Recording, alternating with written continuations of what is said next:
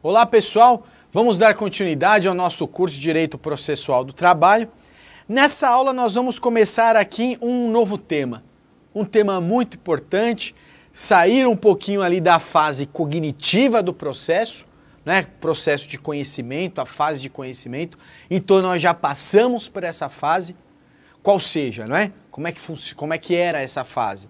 A pessoa apresenta a petição inicial, eu tenho a contestação, eu tenho a dilação probatória, né, a fase de colheita de provas.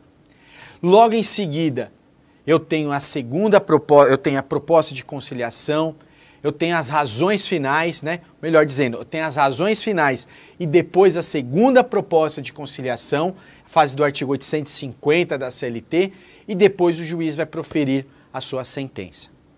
Então, o marco dessa nossa aula, né, a partir dessa aula aqui, nós vamos começar a estudar os recursos trabalhistas. Vamos ver as peculiaridades dos recursos trabalhistas e depois nós vamos estudar os recursos em espécie, ou seja, cada uma das espécies dos recursos trabalhistas. Tá legal? Então, quando a gente for falar em recurso, eu tenho que ter eu tenho que ter um conceito bem básico na minha cabeça, não o conceito que eu separei aí no slide para os senhores. Então eu vou lembrar o seguinte, recurso. O nome recurso ele não é à toa. Recurso, ou seja, um novo curso. Um curso mais uma vez. Então a ideia do recurso, a ideia básica inicial do recurso é de reanálise daquela decisão que foi prolatada. Então, reanálise daquela decisão que foi prolatada por um órgão superior, por um órgão hierarquicamente superior. Por isso que nós estudamos lá no comecinho do nosso curso de processo de trabalho a estrutura da justiça do trabalho. Então eu tinha lá em primeiro grau a vara do trabalho, né, os juízes do trabalho que trabalham na vara do trabalho, que atuam na vara do trabalho. Segundo grau ali eu tenho o TRT e ainda no segundo grau, mas instância extraordinária, eu tenho o TST. Então eu tenho essa escadinha de 3 degraus, vamos assim dizer. Então eu tenho a vara do trabalho, o Tribunal Regional do Trabalho e o Tribunal Superior do Trabalho. Normalmente, quando eu entro com a ação, eu entro na vara do trabalho, em primeiro grau. Aí o juiz profere a decisão. E é aí que entra a matéria que nós vamos estudar a partir de agora. É aí que entram os recursos trabalhistas. Então o nosso marco é a sentença. Mas para isso, eu trouxe aqui nos slides para os senhores os mesmos slides que nós já trabalhamos lá na fase de conhecimento, mas apenas para relembrar. Então essa petição, pode colocar o mapa para a gente na tela, esse mapa aqui é da fase de conhecimento. Essa petição inicial, ela foi apresentada na vara do trabalho, em primeiro grau, primeira instância. Aí lá eu tinha audiência, na audiência a possibilidade ou não de acordo, aí a gente estudou que se tivesse acordo só ação rescisória. Aí continuando, se não tivesse acordo, o reclamado vai apresentar suas respostas, e eu tenho lá a contestação, as exceções que nós conversamos, a reconvenção, né? Essas exceções aqui que nós vimos, os 3 tipos, e depois, né, em seguida, eu tenho a réplica, eu tenho a fase de produção de provas, eu tenho as razões finais, que é a fase do artigo 850 da CLT, e a segunda proposta de conciliação obrigatória. Depois dessa segunda proposta de conciliação, que é obrigatória, se não tiver o acordo, o que o juiz vai fazer? Vai proferir a sentença. E o nosso marco, então, aqui em recursos, vai ser, né, a princípio, assim, é lógico que existem algumas exceções, como nós já falamos lá da decisão interlocutória terminativa de feito, que ela poderia ser impugnada, né, imediatamente, como era o caso lá da exceção de competência territorial. Mas, em linhas gerais, o nosso marco aqui para a aula de recurso é a sentença. E aí, depois da sentença, né, esses dois quadrados aqui, esses dois campos aqui em destaque verde, eu já começo a entrar na fase recursal. Então, dessa sentença é que a gente vai estudar aí a possibilidade de recursos. Então, a partir da sentença aqui, nesses quadrados verdes, é que eu tenho a fase recursal. Então, nós vamos estudar a partir de agora justamente essa fase recursal. Quais são as peculiaridades e depois nós vamos estudar cada recurso em si. Porque olha só, dando continuidade aí, aqui já é novidade. Então até ali a gente já sabia. Aqui é novidade. E aí põe pra gente na tela. Então a sentença, ela foi proferida lá no primeiro grau, na primeira instância, pela vara do trabalho. Eu apresento o recurso, né? É o recurso ordinário, esse RO significa recurso ordinário, e a parte contrária, ela vai apresentar as contrarrazões ao recurso ordinário. Feito isso, o processo sobe para o Tribunal Regional do Trabalho, para o TRT, como eu coloquei aqui do lado, o órgão de segunda instância. E lá no TRT eles vão proferir uma decisão. Então o que eu quero, né? Por que eu coloquei esse slide? O que eu quis chamar a atenção aqui dos senhores? Que eu saio do primeiro grau, da primeira instância, e eu subo para a segunda instância. É o que nós chamamos aí de recurso, ou novo curso. Que é a possibilidade dessa decisão, que no caso aqui eu coloquei em vermelho, que é a sentença, ser apreciado por um órgão superior e hierárquico. Que no caso aqui da Justiça do Trabalho, é o Tribunal Regional do Trabalho, é o TRT, órgão de segunda instância. Eles vão analisar o meu recurso, junto com a resposta ao meu recurso, que são as contrarrazões ao recurso ordinário. Eu apresento o recurso, a parte contrária apresentou as contrarrazões, como se fosse, né, uma contestação ao recurso, e o recurso sobe para o TRT profere uma decisão, que é chamada de acórdão. Então essa é a ideia básica de recurso. Então eu tenho que ter bem em mente que ele é apresentado na primeira instância e ele vai subir para a segunda instância apresentar. Em linhas gerais. Mas quando for diferente ou tiver alguma peculiaridade, eu vou explicar, eu vou colocar, eu vou fazer questão de colocar para os senhores. Tá legal? Então, a partir de agora, vamos estudar os recursos trabalhistas. Como eu disse para os senhores, o nosso marco aqui é a sentença. Como eu falo que o nosso marco é a sentença, eu tenho que saber o que é a sentença. Eu tenho que lembrar, então, do conceito de sentença. E onde está o conceito de sentença? Está no artigo 203, parágrafo 1º do Código de Processo Civil de 2015. Então, olha aí o que diz o caput do artigo 203 do CPC de 2015. Os pronunciamentos do juiz consistirão em sentenças, decisões interlocutórias e despacho. Vem aqui comigo antes da gente ler o parágrafo. Antes da gente ler o parágrafo primeiro, que traz o conceito de sentença. Vamos começar por trás aqui, pelo último conceito. O que vem a ser despacho?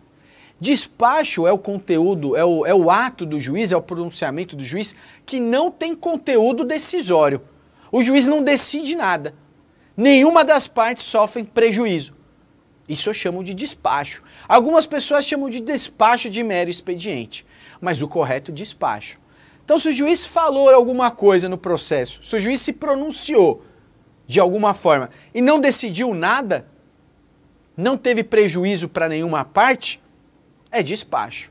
Os despachos, eles não admitem recurso, justamente porque eles não possuem conteúdo decisório.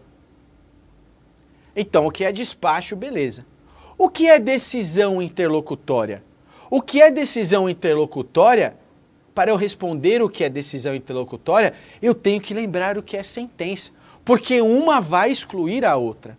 E aí sim eu coloquei aqui no slide o parágrafo 1º, que traz para a gente o conceito de sentença.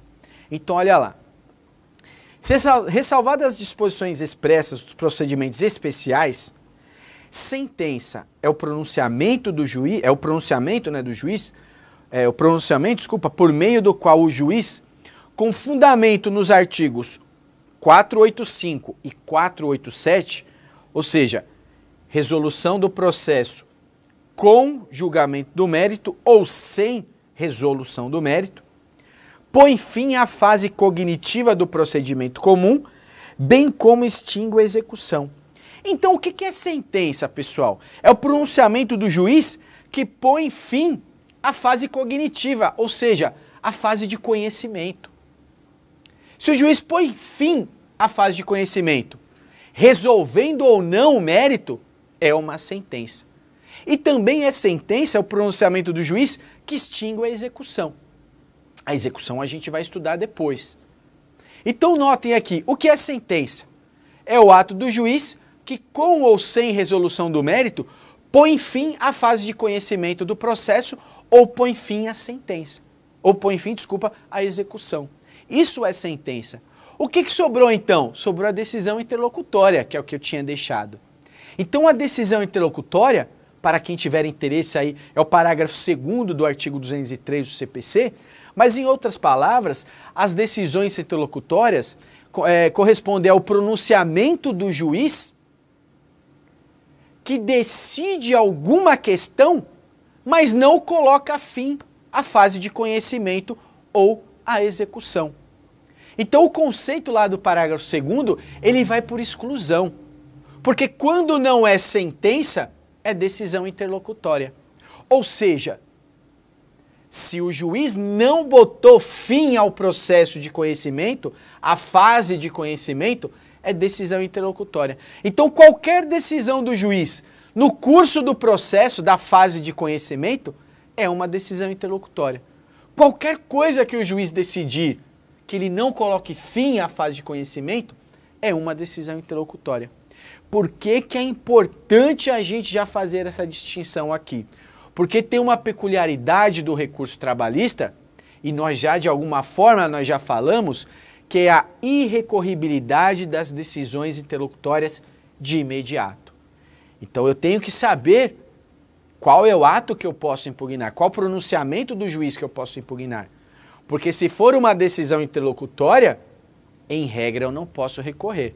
Mas daqui a pouquinho a gente volta nesse detalhe, tá legal? Então sentença eu já sei, que é o ato do juiz, é o pronunciamento do juiz, que coloca fim à fase de conhecimento ou que coloca fim à fase de execução, extinguindo o processo com ou sem resolução do mérito. Legal? Continuando então, vamos ver aqui um conceito do professor Moacir Amaral dos Santos, né, do ilustre jurista Moacir Amaral dos Santos. Ele fala que recurso é o poder de provocar o reexame de uma decisão pela mesma autoridade judiciária ou por outra hierarquicamente superior, visando a obter a sua reforma ou modificação. A única coisa que tem aqui um pouquinho diferente do que eu falei para vocês foi que eu vou provocar esse reexame pela mesma autoridade ou por outra autoridade. Quando nós estivermos estudando os embargos de declaração, que é um tipo de recurso, a gente vai lembrar melhor dessa parte aqui da mesma autoridade.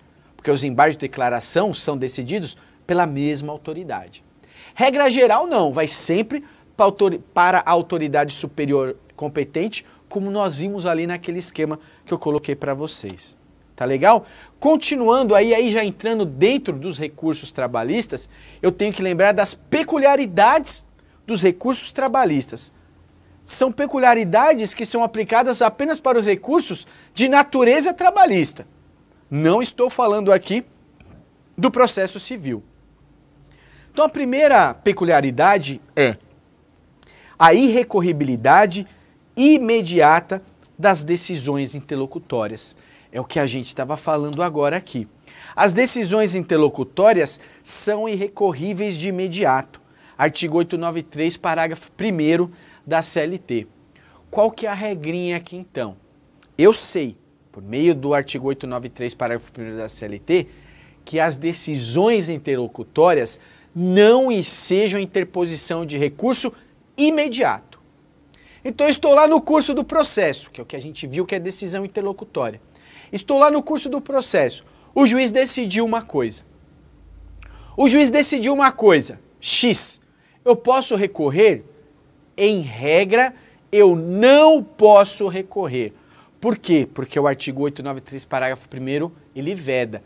Ele fala o seguinte: as decisões interlocutórias são irrecorríveis de imediato. Se elas são irrecorríveis de imediato, ou seja, eu não posso imediatamente apresentar um recurso, significa que eu posso apresentar o recurso mediato. Recurso mediato é aquele que é apresentado depois, não de forma imediata. E qual que é esse momento posterior? Qual que é esse depois que eu posso apresentar o meu recurso daquela decisão interlocutória? Então, proferida a decisão interlocutória, em regra, eu não posso recorrer. Eu só posso recorrer, em regra, na Justiça do Trabalho, de sentença. Porque despacho eu não posso recorrer, nós vimos que são 3 atos do juiz, 3 pronunciamentos. Despacho eu não posso recorrer, porque não tem conteúdo decisório nenhum, então não tem do que eu recorrer. As decisões interlocutórias eu não posso recorrer de imediato. Sobrou o que então? Sobrou a sentença. Eu só posso apresentar um recurso imediato contra a sentença. E é isso que fala esse princípio da irrecorribilidade imediata das decisões interlocutórias. Então, uma vez proferida a decisão interlocutória, a parte não pode apresentar o recurso de imediato. Ela tem que esperar o juiz proferir a sentença. E quando o juiz proferir a sentença, eu vou interpor um recurso contra aquela sentença. Porque aí é permitido. O nome do recurso é recurso ordinário. Eu apresento então contra aquela sentença que me condenou, por exemplo, ao pagamento de hora extra, eu vou apresentar o recurso.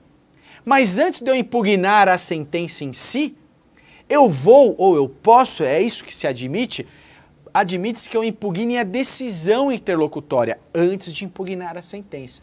Até porque em uma ordem cronológica, a decisão interlocutória foi proferida antes.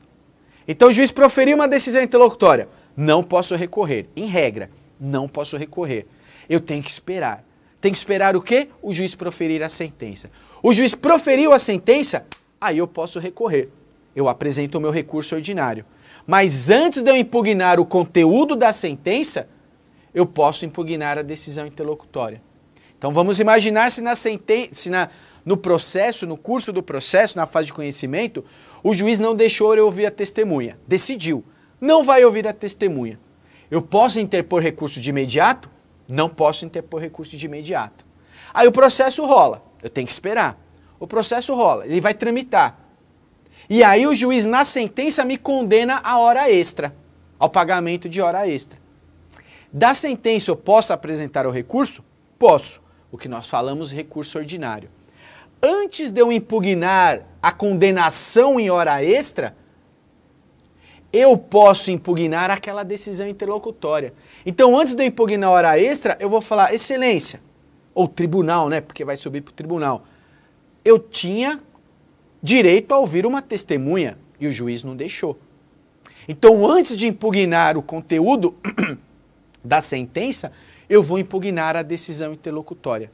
É isso que fala a regrinha do artigo 893, parágrafo 1º da CLT. Aqui no slide seguinte eu coloquei para os senhores o conceito de decisão interlocutória do CPC de 2015. Olha lá o que é então a decisão interlocutória.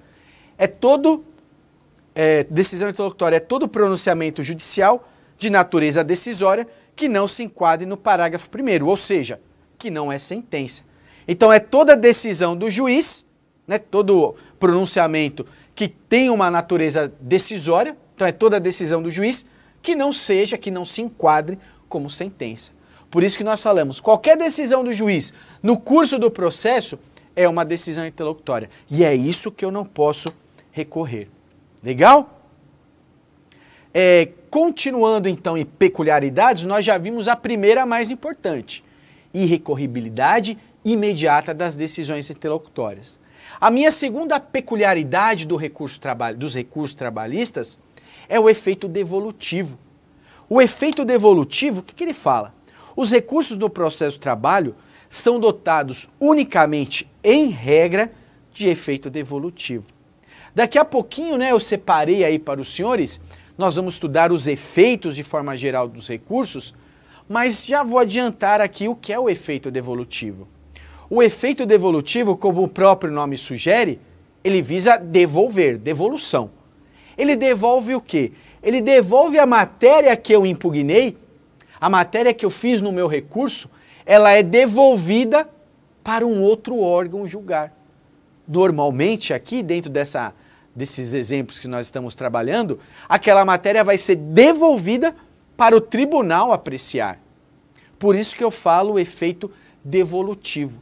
Na Justiça do Trabalho, pessoal, os recursos eles são dotados, em regra, são poucas as exceções, na verdade tem uma exceção só que a gente vai lembrar, que eu coloquei aqui, daqui a pouco a gente vê, mas em regra, todos os recursos trabalhistas só têm o efeito devolutivo.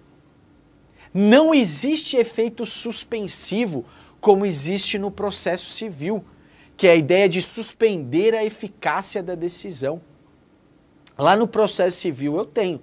No processo do trabalho eu não tenho efeito suspensivo. Qual que é a consequência disso? Quando eu não tenho efeito suspensivo, a parte pode dar início à execução provisória. Mas de execução nós vamos conversar lá na frente.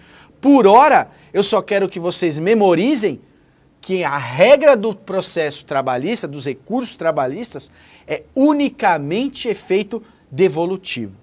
E qual que é a exceção, então? Eu tenho exceção quando eu falo no dissídio coletivo. Lá no dissídio coletivo, depois a gente vai ver, mas lá no dissídio coletivo, no recurso ordinário do dissídio coletivo, o juiz pode conferir efeito suspensivo. Tá legal? Mas em regra geral, o que eu tenho que memorizar por hora, que apenas efeito devolutivo, ou seja, a matéria vai ser devolvida a um tribunal, a outro órgão para ser reapreciada. Tá legal? A terceira peculiaridade dos recursos trabalhistas, põe pra gente na tela, é a uniformidade do prazo recursal. Por meio dessa regra, a gente vai lembrar que o prazo para interpor e contrarrazoar qualquer recurso trabalhista é de 8 dias. O prazo para interpor, para apresentar o recurso, e o prazo para responder a esse recurso, pensando na parte contrária, que eu chamo de contrarrazões, o prazo é sempre de 8 dias. Então, qual que é o prazo para recursos trabalhistas? 8 dias, salvo 3 exceções que eu tenho que lembrar para a minha prova. Põe para a gente na tela. A primeira exceção diz respeito aos embargos de declaração. O prazo para os embargos de declaração é o prazo de 5 dias. A segunda exceção é o pedido de revisão do valor da causa, que eu tenho 48 horas para interpor esse recurso. E a última exceção é o recurso extraordinário para o STF, cujo prazo é de 15 dias. Tá legal? Então essas, são as 3 peculiaridades dos recursos trabalhistas. Irrecorribilidade imediata das decisões interlocutórias, uniformidade do prazo recursal e o efeito devolutivo, unicamente efeito devolutivo em regra. Tá legal? Sobre aí o prazo, né, sobre essa uniformidade do prazo recursal, quando eu falo em prazo, então, é importante a gente lembrar um prazo diferenciado em dobro para algumas pessoas. Então, as pessoas jurídicas de direito público, né, União, Estado, Distrito Federal, Município, as autarquias e as fundações públicas, elas possuem um prazo em dobro para interpor o recurso e também, se for o caso, para contrarrazoar. Essa é a novidade do artigo 183 do CPC de 2015. Porque o artigo 183 do CPC 2015 fala para se manifestar de forma geral nos autos. Então, para se manifestar de forma geral nos autos, para qualquer coisa.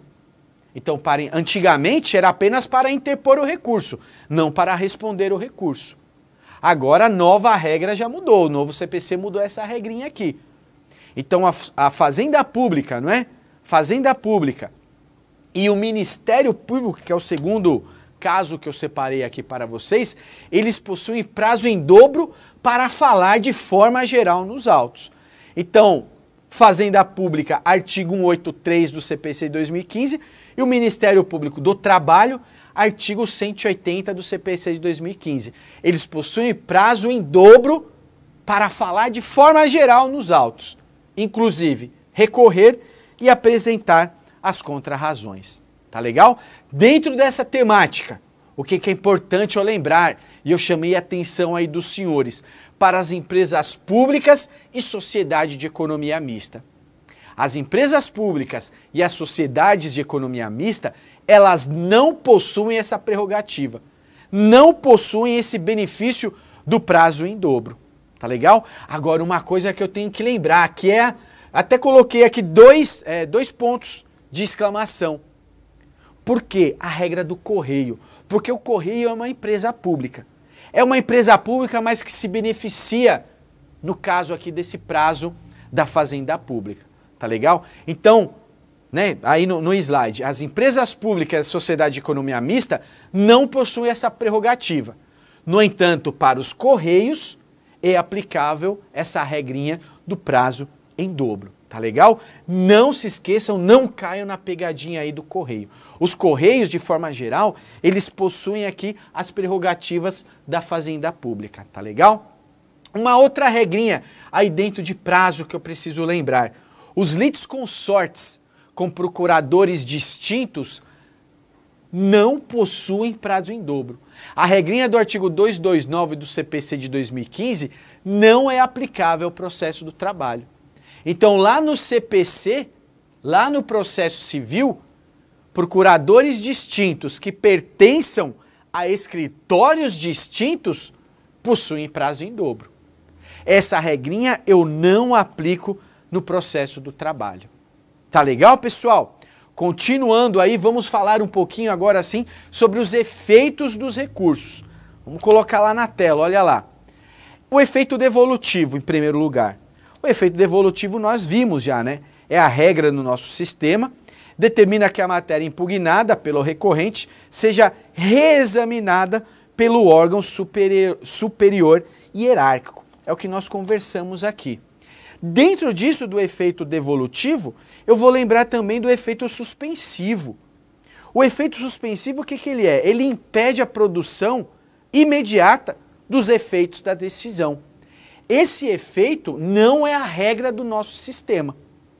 Então eu não tenho essa regrinha, pelo menos, né? Eu tenho como exceção, mas eu não tenho como regra.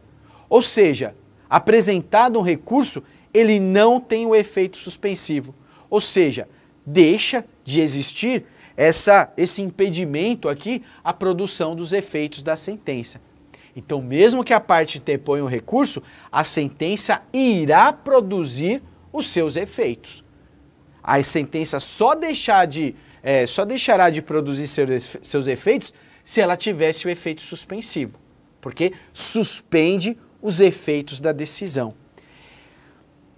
Porém, né, vamos voltar à regrinha lá, recebido o recurso no efeito suspensivo, né, essa é a ideia, a decisão impugnada não poderá ser executada provisoriamente, devendo a parte interessada aguardar o julgamento do recurso pela instância superior. Então, se eu tenho um efeito suspensivo, a eficácia da decisão fica suspensa, ou seja, a parte interessada não poderá dar continuidade, né, dar prosseguimento ao seu processo. Ela tem que esperar a decisão do Tribunal Superior Hierárquico. Mas na Justiça do Trabalho, se a parte interessada quiser, ela pode pedir efeito suspensivo? Ela pode tentar pedir o efeito suspensivo. E ela vai tentar pedir o efeito suspensivo por meio de uma tutela cautelar, que a súmula, né, essa ideia é prevista na súmula 414 tem 1 do TST. Então, se ela tiver ali possibilidade, né, desde que esteja, que seja demonstrado fumus boniuris e periculum in mora, ela pode pedir o efeito suspensivo por meio de uma tutela provisória de natureza cautelar. E aí a exceção à regra, ou seja, quando o recurso já tem o efeito suspensivo, eu coloquei aqui no slide como exceção para vocês, é o recurso ordinário interposto contra a sentença normativa, que é lá no dissídio coletivo. Tá legal? Continuando mais um efeito aqui, o efeito bem prático, né, bem fácil de lembrar, é o efeito substitutivo.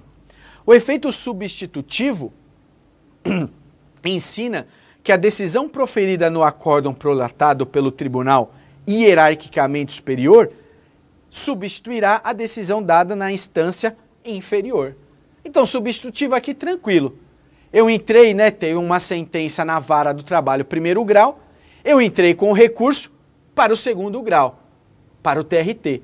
A decisão do tribunal que se chama acórdão, ela irá substituir, por isso o efeito substitutivo, ela irá substituir aquela decisão de primeiro grau. Ela irá substituir a sentença. Tá legal? Um outro efeito que eu tenho ainda dos recursos é o efeito translativo. O que diz esse efeito translativo? O efeito translativo consiste na possibilidade do tribunal conhecer de matérias de ordem pública não invocadas pelo recorrente no corpo do seu recurso.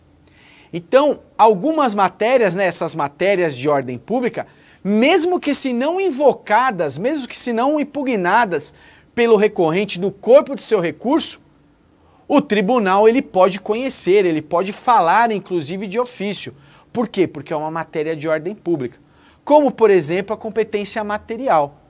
Então, se eu entrei com o divórcio, né, aquele velho exemplo, na Justiça do Trabalho, ninguém falou nada, o Tribunal Superior ele pode, de ofício, né, esse é o efeito translativo, falar daquela matéria independente das partes terem alegado. Tá legal? Coloquei aqui o exemplo e competência absoluta. Para continuar aí, a gente vai falar do efeito regressivo. Esse é importante, que é o juízo de retratação.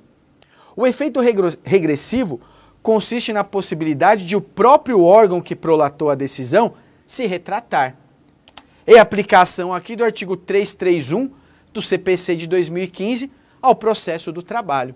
Então, qual que é a ideia aqui? A parte ingressa com uma ação, uma petição inicial. O juiz indefere de plano essa petição inicial. Nem intima a outra parte para nada, indeferiu de plano. O que o juiz pode fazer nesse... O que melhor, a parte pode fazer? O juiz indeferiu de plano a petição inicial, a parte recorre. Quando a parte recorrer, o juiz de posse desse recurso, ele pode se retratar. Ele pode se retratar e falar o seguinte: não, essa decisão aqui, eu estou voltando atrás, vamos dar prosseguimento ao processo. Vamos dar prosseguimento ao julgamento aí dessa petição inicial. Tá legal? Para fechar essa nossa aula então, pessoal, vamos analisar uma questão abordada aqui nesse tema, nessa aula. Vamos lá. Dispõe a legislação competente que no caso de indeferimento da petição inicial, o autor poderá recorrer, sendo facultado ao juiz no prazo legal reformar a decisão.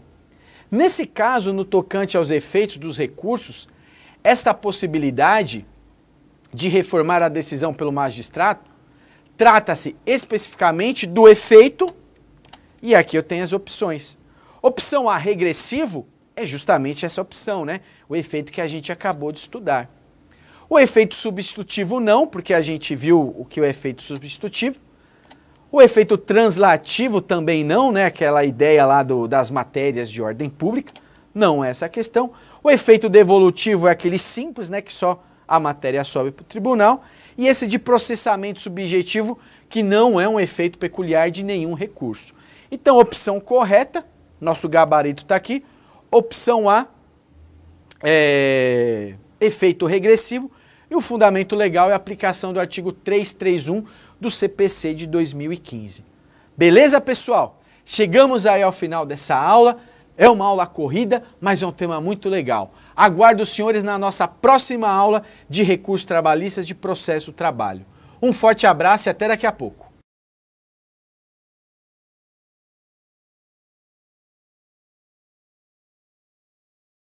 9 do CPC de 2015 não é aplicável ao processo do trabalho. Então, lá no CPC, lá no processo civil, procuradores distintos que pertençam a escritórios distintos possuem prazo em dobro.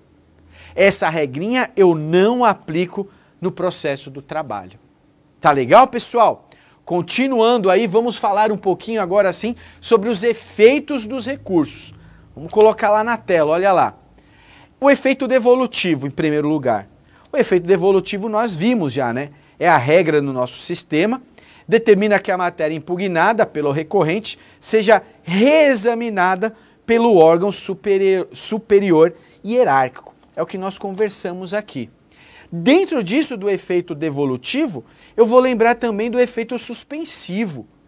O efeito suspensivo, o que ele é? Ele impede a produção imediata dos efeitos da decisão. Esse efeito não é a regra do nosso sistema. Então eu não tenho essa regrinha, pelo menos, né? Eu tenho como exceção, mas eu não tenho como regra. Ou seja, apresentado um recurso, ele não tem o efeito suspensivo. Ou seja, deixa de existir esse impedimento aqui à produção dos efeitos da sentença. Então, mesmo que a parte interponha um recurso, a sentença irá produzir os seus efeitos. A sentença só deixará de produzir seus efeitos se ela tivesse o efeito suspensivo, porque suspende os efeitos da decisão. Porém, né, vamos voltar à regrinha lá, recebido o recurso no efeito suspensivo, né, essa é a ideia, a decisão impugnada não poderá ser executada provisoriamente, devendo a parte interessada aguardar o julgamento do recurso pela instância superior. Então, se eu tenho o efeito suspensivo, a eficácia da decisão fica suspensa, ou seja, a parte interessada não poderá dar continuidade, né, dar prosseguimento ao seu processo. Ela tem que esperar a decisão do Tribunal Superior Hierárquico. Mas na Justiça do Trabalho, se a parte interessada quiser, ela pode pedir efeito suspensivo? Ela pode tentar pedir o efeito suspensivo. E ela vai tentar pedir o efeito suspensivo por meio de uma tutela cautelar, que a súmula, né, essa ideia é prevista na súmula 414 tem 1 do TST. Então, se ela tiver ali possibilidade, né, desde que seja demonstrado fumus boniuris e periculum in mora, ela pode pedir o efeito suspensivo por meio de uma tutela provisória de autoridade superior competente, como nós vimos ali naquele esquema que eu coloquei para vocês. Tá legal? Continuando aí já entrando dentro dos recursos trabalhistas, eu tenho que lembrar das peculiaridades dos recursos trabalhistas. São peculiaridades que são aplicadas apenas para os recursos de natureza trabalhista. Não estou falando aqui do processo civil. Então a primeira peculiaridade é a irrecorribilidade imediata das decisões interlocutórias. É o que a gente estava falando agora aqui. As decisões interlocutórias são irrecorríveis de imediato. Artigo 893, parágrafo 1º da CLT. Qual que é a regrinha aqui então? Eu sei, por meio do artigo 893, parágrafo 1º da CLT, que as decisões interlocutórias não ensejam interposição de recurso imediato. Então eu estou lá no curso do processo, que é o que a gente viu que é decisão interlocutória. Estou lá no curso do processo. O juiz decidiu uma coisa. O juiz decidiu uma coisa, X. Eu posso recorrer? Em regra, eu não posso recorrer. Por quê? Porque o artigo 893, parágrafo 1º, ele veda. Ele fala o seguinte, as decisões interlocutórias são irrecorríveis de imediato. Se elas são irrecorríveis de imediato, ou seja, eu não posso imediatamente apresentar um recurso, significa que eu posso apresentar o recurso mediato. Recurso mediato é aquele que é apresentado depois, não de forma imediata. E qual que é esse momento posterior? Qual que é esse depois que eu posso apresentar o meu recurso daquela decisão interlocutória? Então, proferida a decisão interlocutória, em regra, eu não posso recorrer. Eu só posso recorrer, em regra, na Justiça do Trabalho, de sentença. Porque despacho eu não posso recorrer, nós vimos que são 3 atos do juiz, 3 pronunciamentos. Despacho eu não posso recorrer, porque não tem conteúdo decisório nenhum, então não tem do que eu recorrer. As decisões interlocutórias eu não posso recorrer de imediato. Sobrou o que então? Sobrou a sentença. Eu só posso apresentar um recurso imediato contra a sentença. E é isso que fala esse princípio da irrecorribilidade imediata das decisões interlocutórias. Então, uma vez proferida a decisão interlocutória, a parte não pode apresentar o recurso de imediato. Ela tem que esperar o juiz proferir a sentença. E quando o juiz proferir a sentença, eu vou interpor um recurso contra aquela sentença. Porque aí é permitido. O nome do recurso é recurso ordinário. Eu apresento então contra aquela sentença que, mas em linhas gerais, o nosso marco aqui para a aula de recurso é a sentença. E aí depois da sentença, né, esses dois quadrados aqui, esses dois campos aqui em destaque verde, eu já começo a entrar na fase recursal. Então dessa sentença é que a gente vai estudar aí a possibilidade de recursos. Então a partir da sentença aqui, nesses quadrados verdes, é que eu tenho a fase recursal. Então nós vamos estudar a partir de agora justamente essa fase recursal. Quais são as peculiaridades e depois nós vamos estudar cada recurso em si. Porque olha só, dando continuidade aí, aqui já é novidade. Então até ali a gente já sabia. Aqui é novidade. E aí põe pra gente na tela. Então a sentença, ela foi proferida lá no primeiro grau, na primeira instância, pela vara do trabalho. Eu apresento o recurso, né? É o recurso ordinário, esse RO significa recurso ordinário, e a parte contrária, ela vai apresentar as contrarrazões ao recurso ordinário. Feito isso, o processo sobe para o Tribunal Regional do Trabalho, para o TRT, como eu coloquei aqui do lado, o órgão de segunda instância. E lá no TRT eles vão proferir uma decisão. Então o que eu quero, né? Por que eu coloquei esse slide? O que eu quis chamar a atenção aqui dos senhores? Que eu saio do primeiro grau da primeira instância e eu subo para a segunda instância. É o que nós chamamos aí de recurso ou novo curso. Que é a possibilidade dessa decisão, que no caso aqui eu coloquei em vermelho, que é a sentença, ser apreciado por um órgão superior e hierárquico, que no caso aqui da Justiça do Trabalho é o Tribunal Regional do Trabalho, é o TRT, órgão de segunda instância. Eles vão analisar o meu recurso, junto com a resposta ao meu recurso, que são as contrarrazões ao recurso ordinário. Eu apresento o recurso, a parte contrária apresentou as contrarrazões, como se fosse, né, uma contestação ao recurso, e o recurso sobe para o TRT profere uma decisão, que é chamada de acórdão. Então essa é a ideia básica de recurso. Então eu tenho que ter bem em mente que ele é apresentado na primeira instância e ele vai subir para a segunda instância apresentar. Em linhas gerais. Mas quando for diferente ou tiver alguma peculiaridade, eu vou explicar, eu vou colocar, eu vou fazer questão de colocar para os senhores. Tá legal? Então, a partir de agora, vamos estudar os recursos trabalhistas. Como eu disse para os senhores, o nosso marco aqui é analisar o meu recurso, junto com a resposta ao meu recurso, que são as contrarrazões ao recurso ordinário. Eu apresento o recurso, a parte contrária apresentou as contrarrazões, como se fosse, né, uma contestação ao recurso, e o recurso sobe para o TRT profere uma decisão, que é chamada de acórdão. Então essa é a ideia básica de recurso. Então eu tenho que ter bem em mente que ele é apresentado na primeira instância e ele vai subir para a segunda instância apresentar. Em linhas gerais. Mas quando for diferente ou tiver alguma peculiaridade, eu vou explicar, eu vou colocar, eu vou fazer questão de colocar para os senhores. Tá legal? Então, a partir de agora, vamos estudar os recursos trabalhistas. Como eu disse para os senhores, o nosso marco aqui é a sentença. Como eu falo que o nosso marco é a sentença, eu tenho que saber o que é a sentença. Eu tenho que lembrar, então, do conceito de sentença. E onde está o conceito de sentença? Está no artigo 203, parágrafo 1º do Código de Processo Civil de 2015. Então olha aí o que diz o caput do artigo 203 do CPC de 2015.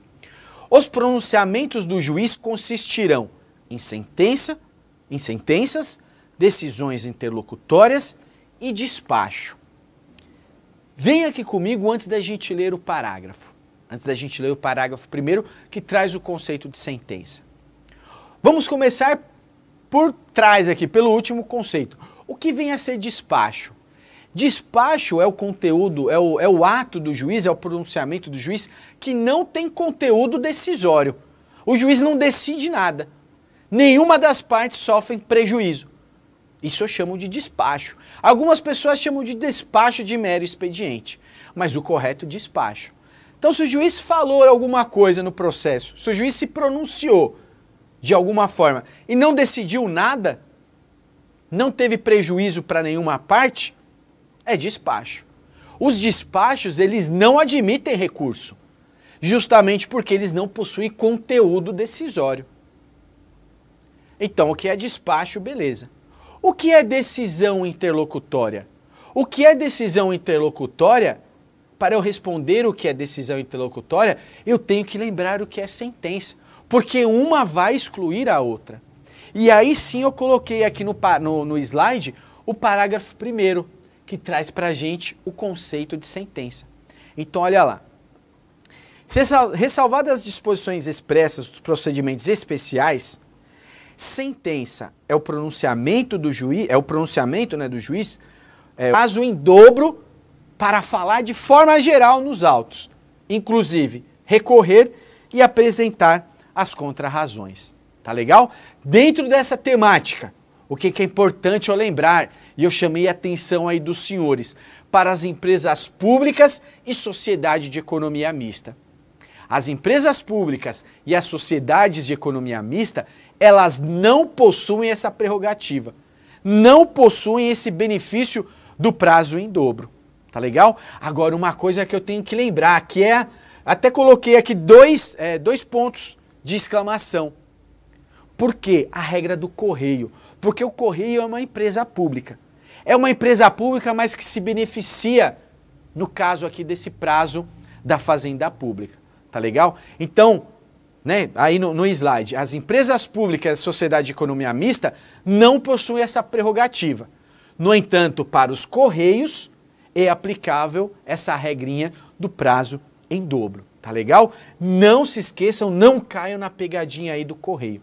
Os Correios, de forma geral, eles possuem aqui as prerrogativas da Fazenda Pública. Tá legal? Uma outra regrinha aí dentro de prazo que eu preciso lembrar.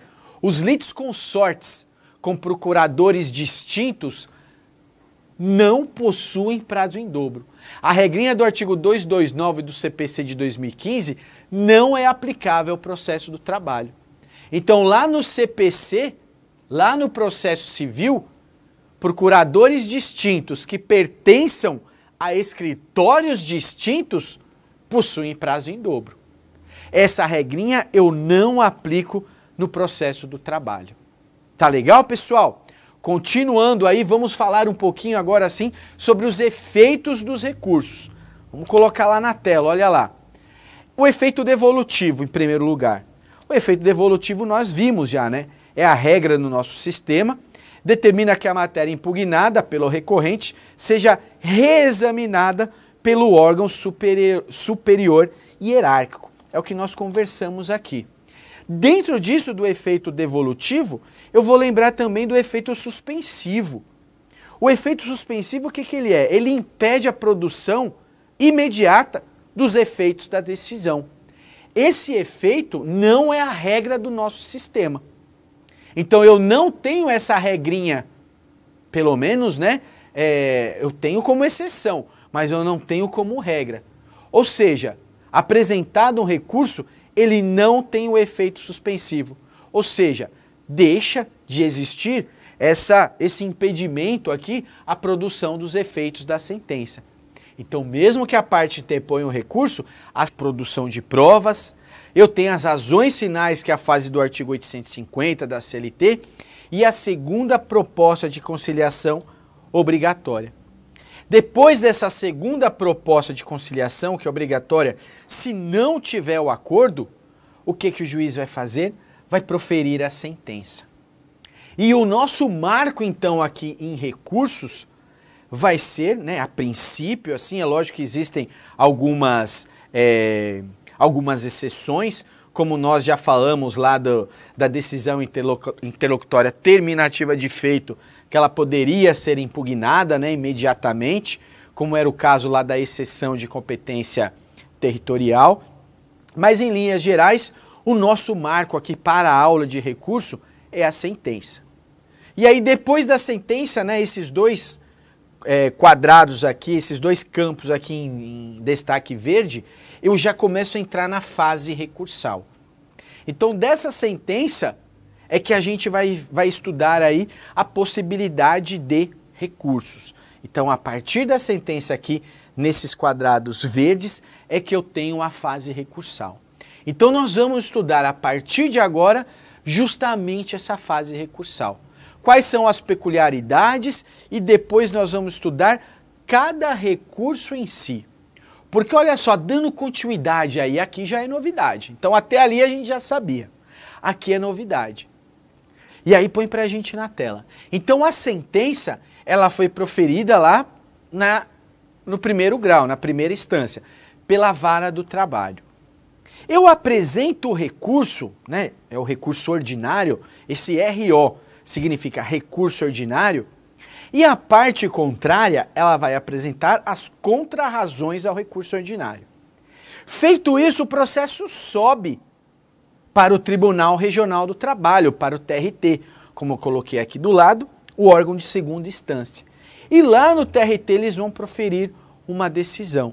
Então o que eu quero, né? Por que eu coloquei esse slide? O que eu quis chamar a atenção aqui dos senhores? Que eu saio do primeiro grau, da primeira instância, e eu subo para a segunda instância. É o que nós chamamos aí de recurso, ou novo curso. Que é a possibilidade dessa decisão, que no caso aqui eu coloquei em vermelho, que é a sentença, ser apreciado por um órgão superior e hierárquico. Que no caso aqui da Justiça do Trabalho, é o Tribunal Regional do Trabalho, é o TRT, órgão de segunda instância. Eles vão analisar o meu recurso, junto com a resposta ao meu recurso, que são as contrarrazões ao recurso ordinário. Eu apresento o recurso, a parte contrária apresenta, impugnei.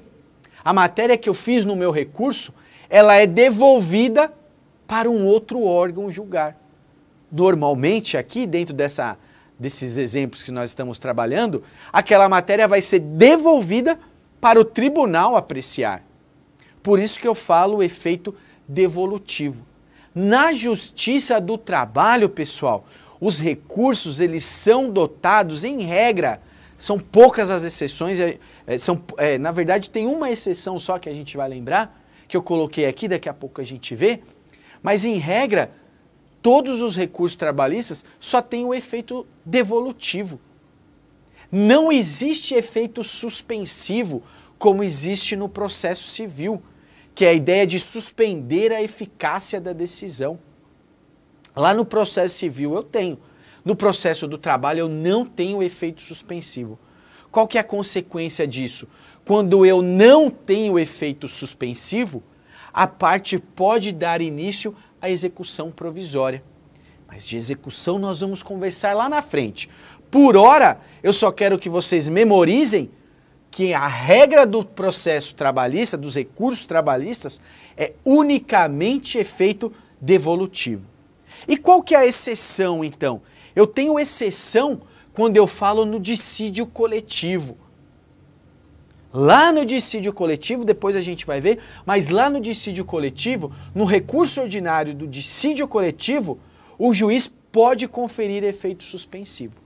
Tá legal? Mas em regra geral, o que eu tenho que memorizar por hora, que é apenas efeito devolutivo, ou seja, a matéria vai ser devolvida a um tribunal, a outro órgão para ser reapreciada.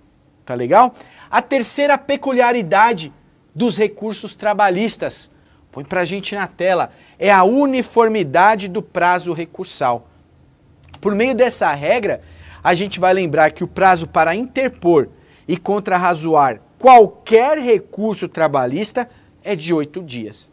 O prazo para interpor, para apresentar o recurso, e o prazo para responder esse recurso, pensando na parte contrária, que eu chamo de contrarrazões, o prazo é sempre de 8 dias. Então, qual que é o prazo para recursos trabalhistas? 8 dias, salvo 3 exceções que eu tenho que lembrar para a minha prova. Põe para a gente na tela. A primeira exceção diz respeito aos embargos de declaração. O prazo para os embargos de declaração é o prazo de 5 dias. A segunda exceção é o pedido de revisão do valor da causa, que eu tenho 48 horas para interpor esse recurso. Daqui a pouquinho a gente volta nesse detalhe, tá legal? Então, sentença eu já sei, que é o ato do juiz, é o pronunciamento do juiz, que coloca fim à fase de conhecimento ou que coloca fim à fase de execução, extinguindo o processo com ou sem resolução do mérito. Legal? Continuando então, vamos ver aqui um conceito do professor Moacir Amaral dos Santos, né, do ilustre jurista Moacir Amaral dos Santos. Ele fala que recurso é o poder de provocar o reexame de uma decisão pela mesma autoridade judiciária ou por outra hierarquicamente superior, visando a obter a sua reforma ou modificação. A única coisa que tem aqui um pouquinho diferente do que eu falei para vocês foi que eu vou provocar esse reexame pela mesma autoridade ou por outra autoridade. Quando nós estivermos estudando os embargos de declaração, que é um tipo de recurso, a gente vai lembrar melhor dessa parte aqui da mesma autoridade. Porque os embargos de declaração são decididos pela mesma autoridade. Regra geral não, vai sempre para a autoridade superior competente, como nós vimos ali naquele esquema que eu coloquei para vocês. Tá legal? Continuando aí já entrando dentro dos recursos trabalhistas, eu tenho que lembrar das peculiaridades dos recursos trabalhistas. São peculiaridades que são aplicadas apenas para os recursos de natureza trabalhista. Não estou falando aqui do processo civil. Então a primeira peculiaridade é a irrecorribilidade imediata das decisões interlocutórias. É o que a gente estava falando agora aqui. As decisões interlocutórias são irrecorríveis de imediato. Artigo 893, parágrafo 1º da CLT. Qual que é a regrinha aqui então? Eu sei, por meio do artigo 893, parágrafo 1º da CLT, que as decisões interlocutórias não ensejam interposição de recurso imediato. Então eu estou lá no curso do processo, que é o que a gente viu que é decisão interlocutória. Estou lá no curso do processo. O juiz decidiu uma coisa. O juiz decidiu uma coisa, X. Eu posso recorrer? Em regra, eu não posso recorrer. Por quê? Porque o artigo 893, parágrafo 1º, ele veda. Ele fala o seguinte, as decisões interlocutórias são irrecorríveis de imediato. Se elas são irrecorríveis de imediato, ou seja, eu não posso imediatamente apresentar um recurso, significa que eu posso apresentar o recurso mediato. Recurso mediato é aquele que é apresentado depois, não de forma imediata. E qual que é esse momento